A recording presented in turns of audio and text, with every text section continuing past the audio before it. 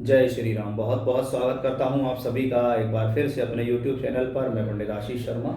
मेरा आज का ये वीडियो सिंह राशि के जातकों के लिए बहुत खास है कि सिंह राशि के जातकों, आपके लिए मंगल परम मित्र तो है ही है, वहीं मंगल आपके लिए योग कारक भी है। यानी योग कारक एक ऐसा ग्रह है जो आपके लिए मित्र भी हो और आपके लिए केंद्र त्रिकोण दोनों के फल दे। अब ऐसा ग्रह यदि आपकी राशि से केंद्र त्रिकोण और लाभ भाव में लंबे समय तक गोचर करे तो इसका मतलब ये ग्रह आपको कुछ देना चाहता है। मैं मंगल की बारे में बात कर रहा हूं कि मंगल देव जो सामान्यतः 45 से 50 दिन तक एक राशि के अंदर रहते हैं, लेकिन इस बार मंगल का ये गोचर बहुत बड़ा है। मंगल 15 अक्टूबर 2022 को राशि परिवर्तन करेंगे और ये राशि परिवर्तन वृषभ राशि से निकलकर मिथुन राशि के अंदर जाएगा, जहां 15 अक्टूबर से 13 नवंबर तक मंगल मिथुन राशि के अंदर रहेंगे।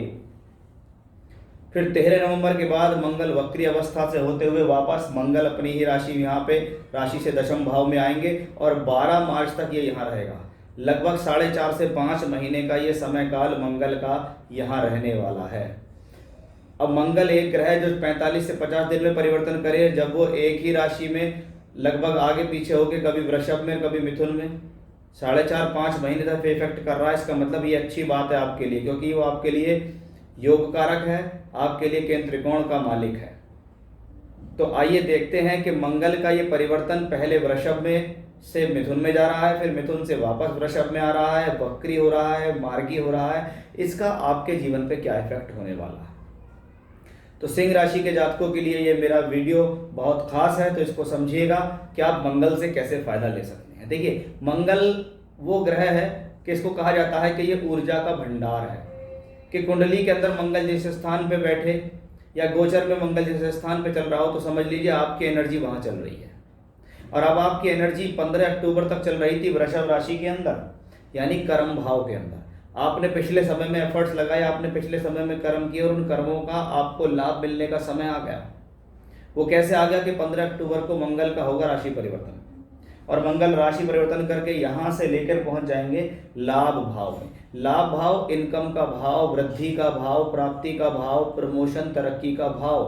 कि कहते हैं कोई ग्रह अगर इस भाव में जाता है तो उसकी वृद्धि हो जाती है, क्योंकि ये वृद्धि का भाव है। 3, 6, 11 में आय भाव और 3, 6, 10, 11 में उपचय भाव, यानी 11 नंबर जो है ये कॉमन है। ये 3, 6, 11 में भी आता है, ये 3, 6, 10, 11 में भी आता है। यानी त्रिषणाएं और उपचय दोनों भावों में जो संबंध बनता है वो 11वें घर का कॉमन हो जाता है काफी। तो अब ऐसी स्थिति के अंदर लाभ का स्थिति जब कॉमन दिखाई दे कि हाँ भाई फाइनली लाभ तो मिलना ही है, और उससे कर्म भी जुड़ रहा है क्योंकि मंगल यहाँ आ रहा है, तो मंगल अकेला ग्रह है जो उपचय से संबंध बना रहा है। उपचय का मतलब ये है कि तरक्की पर मोहर लग गई कि ये ग्रह फायदा देगा। जब ये मंगल 11th हाउस में होगा तो आपको एनर्जी देगा, आपको साहस देगा, आपके कॉन्फिडेंस लेवल को बढ़ाएगा।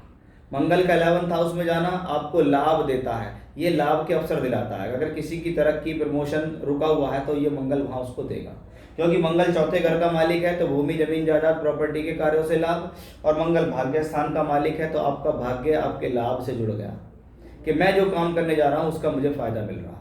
15 अक्टूबर से 13 नवंबर तक मंगल की स्थिति यहाँ राशि से एकादश भाव में ही चल रही है, तो ये एक बड़ा अच्छा समय मैं इसको यहाँ कह सकता हूँ। 13 नवंबर के बाद मंगल फिर वक्री अवस्था से मिलकर यहाँ आएंगे। जब मंगल दशम में आएंगे तो सबसे पहले मंगल की बढ़ोतरी होगी कि मंगल दिग्बली होगा। यहाँ दिग्बली का मतलब है कर्म क्षेत्र में मंगल का दिग्बली होना रास्ता दिखाता है। कर्म क्षेत्र में मंगल का दिग्बली होना सही समय पर सही रास्ता, सही ट्रैक दिखाने का प्रयास करता है कि ये ग्रह आपको एक ऐसी दिशा दे सकता है जो से आप आगे बढ़ सकते हैं। और कर्म अच्छा वही है जहाँ सही दिशा मिले, कि मैं मेहनत अगर सही दिशा पे कर रहा हूँ, सही ट्रैक पे कर रहा हूँ, तो उसका मुझे लाभ मिलना चाहिए। वही ये मंगल है जो दशम में बैठकर सही ट्रैक देगा। यहाँ से मंगल चौथी दृष्टि यहाँ देगा, यानी आपके अंदर एनर्जी देगा, कॉन्फिडेंस लेवल को अच्छा रखेगा, घबराहट नहीं देगा, आप परिस्थितियों से लड़ेंगे। ये मंगल नवम का मालिक होकर यहाँ है, यानी भाग्य और कर्म का एक अच्छा संबंध, कि मेरे कर्म में मेरा भाग्य साथ दे रहा है, मैं जिस काम को करने जा रहा हूँ उसमें मुझे फायदा मिलेगा। मंगल का चौथे भाव से संबंध ये बताता है कि ऐसे समय में कोई भी काम अगर आप करना चाहते हैं, भूमि जमीन जायदाद प्रॉपर्टी वाहन से संबंधित, तो कीजिए। नया वाहन खरीदना, काम शुरू कराना, कंस्ट्रक्शन शुरू कराना, फ्लैट खरीदना, प्रॉपर्टी खरीदना, या वो लोग जो इनसे संबंधित काम कर रहे हैं, प्रॉपर्टी डीलिंग का काम कर रहे हैं, फ्लैट बेचने का काम कर रहे हैं, खरीदने का काम कर रहे हैं, वाहन का काम कर रहे हैं, कंस्ट्रक्शन कर रहे हैं, इंफ्रास्ट्रक्चर कर रहे हैं, ट्रांसपोर्ट कर रहे हैं, उन सभी के लिए ये मंगल अच्छा है, क्योंकि मंगल है भूमिपुत्र। तो सबसे ज़्यादा फायदा कहाँ देगा? भूमि से संबंधित कार्यों में, क्योंकि वो उसका कारक है, कंस्ट्रक्शन का कारक है मंगल। ये मंगल पंचम भाव पर भी दृष्टि देगा, यानी शिक्षा के लिए, विद्या के लिए, बुद्धि के लिए, ज्ञान के लिए, सभी के लिए संबंध बेहतर है। यानी मंगल की एकादश में स्थिति भी बेहतर, तो मंगल की दशम में स्थिति और ज़्यादा बेहतर, क्योंकि 13 नवंबर से 12 मार्च तक मंगल यहाँ, यानी इस दौरान कोई अच्छा और कोई बड़ा कार्य होने की उम्मीद गोचरवश दिखाई देती है। क्योंकि आपकी राशि से मंगल का जो हम स्थिति देख रहे हैं, ये गोचर की स्थिति है कि ब्रह्मांड में ग्रह कहाँ चल रहे हैं, ब्रह्मांड में ग्रह कहाँ आया है, ब्रह्मांड में योग कारक ग्रह आपको क्या देना चाह रहा है। बाकी अगर आपकी दशा बहुत अच्छी चल रही है तो ये दशा के साथ कवर करके बहुत सुपर रिजल्ट दे सकता है। आपकी दशा अच्छी नहीं चल रही है तो ये औसत तौर पर ही काम करेगा, फिर आप इससे कोई बहुत अच्छे परिणाम की उम्मीद ना करें। तो मंगल का ये गोचर योग कारक होने के कारण, केंद्र त्रिकोण में गोचर करने के कारण, लाभ और धन से संबंध बनाने के कारण सिंह राशि के जातकों के लिए उत्तम है, इसमें कोई भी संदेह नहीं है। आप अपने काम में लगे रहिए, ये ग्रह आपको कुछ देने आया है। फिर से इसी प्रकार की जानकारी लेकर आपके सामने हाजिर होऊंगा, तब तक के लिए बने रहिएगा मेरे साथ। जय श्री राम।